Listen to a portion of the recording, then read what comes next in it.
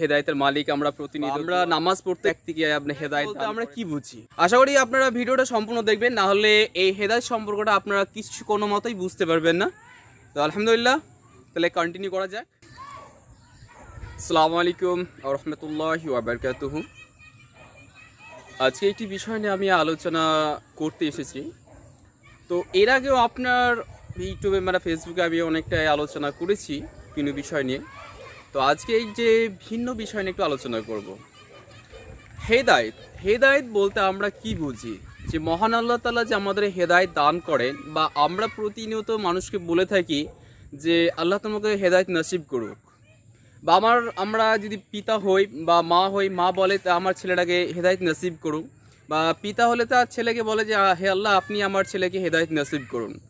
বা কোনো বিশিষ্ট জ্ঞানী ব্যক্তিরা রয়েছে, যদি সে বলে যে আপনি আমার জন্য একটু দোয়া করে দেন, তখন সে হয়তো বলে দেয় যে তোমাকে হেদায়েত নসিব করুক মহান আল্লাহ তাআলা। এই যে কথাগুলো বলে, এই কথাগুলো অ্যাকচুয়ালি মহান আল্লাহ কীভাবে আমাদের হেদায়েত দান করেন, মহান আল্লাহ আমাদের কিভাবে হেদায়েত দান করেন।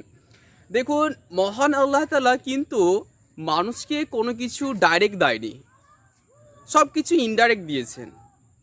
তাহলে মহান আল্লাহ তাআলা মানুষকে কোনো কিছু ডাইরেক্ট দেয়নি, সব কিছুই ইনডাইরেক্ট দিয়েছেন। তাহলে ইনডাইরেক্ট বলতে কিভাবে দিয়েছেন? যেমন হযরত মুহাম্মদ সাল্লাল্লাহু আলাইহি সাল্লামকে মহান আল্লাহ তাআলা দিয়েছেন কোরআন, ওনার উপর নাজিল করেছেন। তাহলে কোরআনটা কিন্তু ইনডাইরেক্ট, মহান আল্লাহ তাআলা কিন্তু এইভাবে দেয়নি যে হে মোহাম্মদ নাও, এইভাবে কিন্তু দেয়নি। তাহলে তার যে ইনডাইরেক্টভাবে দিয়েছে একটা মাধ্যম ছিল, সে মাধ্যমটা কে ছিল?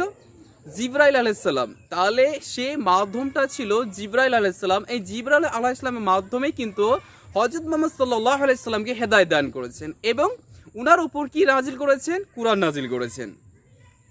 তাহলে মহান আল্লাহ তাআলা কোনো কিছু কোনো মানুষকে ডাইরেক্ট দেয় না, ইনডাইরেক্ট দেয়।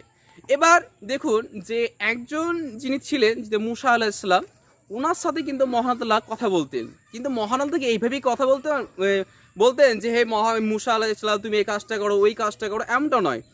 ওনার সাথে যে কথা হতো সেটা অডিও ভিজুয়াল হতো না, অডিও হতো, সেটা হচ্ছে অন্তরের সম্পর্কে। মহান আল্লাহ আর মুসা আলাইহিস সালাম যে কথাটা বলতেন সেটা অন্তরের সাথে কথা বলতেন, ডাইরেক্টলি কোনো কথা হতো না, সেটা অন্তরের সাথে কথা হতো।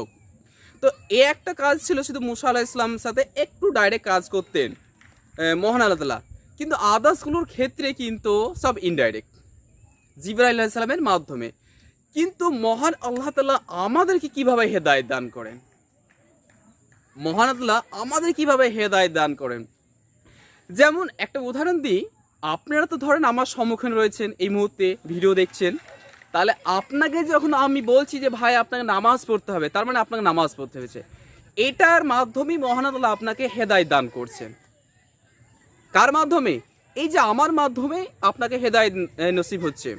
তাহলে মহান আল্লাহ তাআলা কাউকে মাধ্যমে রেখে দেন, কোনো কিছু ডাইরেক্ট দেয় না, ইনডাইরেক্ট দেয়। তাহলে আপনি আমার স্ক্রিনে ভিডিওটা দেখছেন, এটা হচ্ছে আপনার হেদায়েত।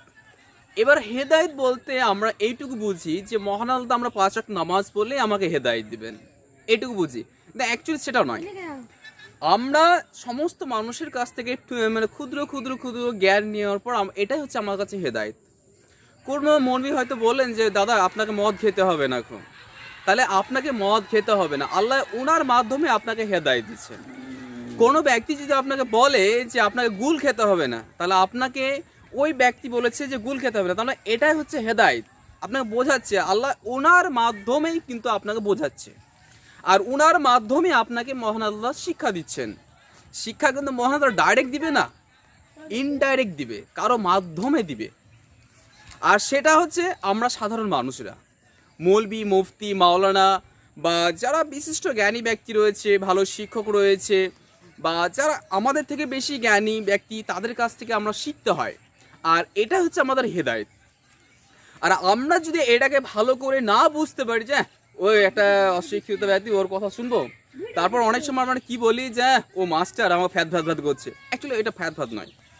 এটা আপনাকে বুঝতে পারা হবে যে এর মাধ্যমেই মহান আল্লাহ তাআলা আপনাকে হেদায়েত দান করছে।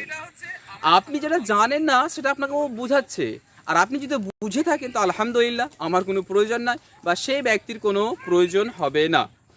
তো এক কথায় বলতে পারি যে যেহেতু আপনাকে মহান আল্লাহ তাআলা ছেড়ে দিয়েছেন আপনার ইচ্ছায়, তাহলে আপনাকে আমি কি করে ধরে রাখতে পারি বলুন? আপনাকে কখনো ধরে রাখতে পারবো না। যেহেতু আপনাকে মহান আল্লাহ তাআলা আপনার ইচ্ছাই ছেড়ে দিয়েছেন, তাহলে আমি কি করব? আমার কিছু করার নেই। আমার মাধ্যমে যদি আপনি হেদায়েত পেয়ে থাকেন তো আলহামদুলিল্লাহ। আপনার আমার কথাগুলো যদি বুঝেও থাকেন তো আলহামদুলিল্লাহ, যে আপনি আমার কথাগুলো বুঝতে শিখেছেন এবং আপনাকে আপনার মতন আমি বোঝাতে পেরেছি। দেখুন, কোনো ব্যক্তি যদি আপনাকে কোনো খারাপ কাজ থেকে বিরত থাকার চেষ্টা করে বা বলে, তো সেটা হচ্ছে আপনার হেদায়েত। আর মহান আল্লাহ কোনটা মানুষের মাধ্যমেই আপনাকে হেদায়েত নসিব করবেন। ডাইরেক্ট কিন্তু হযরত মুহাম্মদ সাল্লাল্লাহু আলাইহি ওয়াসাল্লাম আপনাকে দেবে না। ডাইরেক্ট কিন্তু ঈসা আলাইহিস সালাম আপনার কাছে আসবে না। ডাইরেক্ট কিন্তু মুসা আলাইহিস সালাম আসবে না, বা মহান আল্লাহ তাআলা আপনাকে ডাইরেক্ট বলে দেবে না যে এই কাজটা তুমি করো না। আপনাকে অন্য কাছ থেকে শিখে নিতে হবে, বা অন্যরা যদি আপনাকে মানা করে তা আপনাকে সে মানাটা শুনতে হবে। তো যাই হোক, এই ক্ষুদ্র ভাষা আমি যত চেষ্টা করেছি আপনাকে বোঝানোর চেষ্টা করেছি। তো সুস্থ থাকুন, ভালো থাকুন, নিজে বুঝুন, অন্যকে বোঝার চেষ্টা করুন। আসসালামু আলাইকুম ওয়া রাহমাতুল্লাহি ওয়া বারাকাতুহু।